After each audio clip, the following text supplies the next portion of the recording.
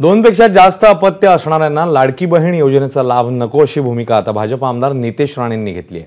मुख्यमंत्री देवेंद्र फडणवीस यांच्याकडे आपण तशी मागणी करणार आहोत असंही त्यांनी सांगितलं।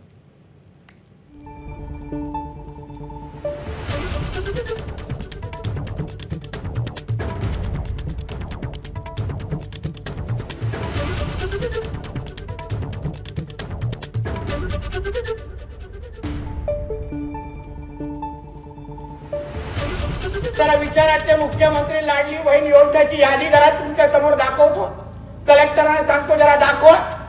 त्याच्यामध्ये किती दोनपेक्षा जास्त अपत्याच्या लोकांनी फायदा घेतला हे जरा आकडा बघा।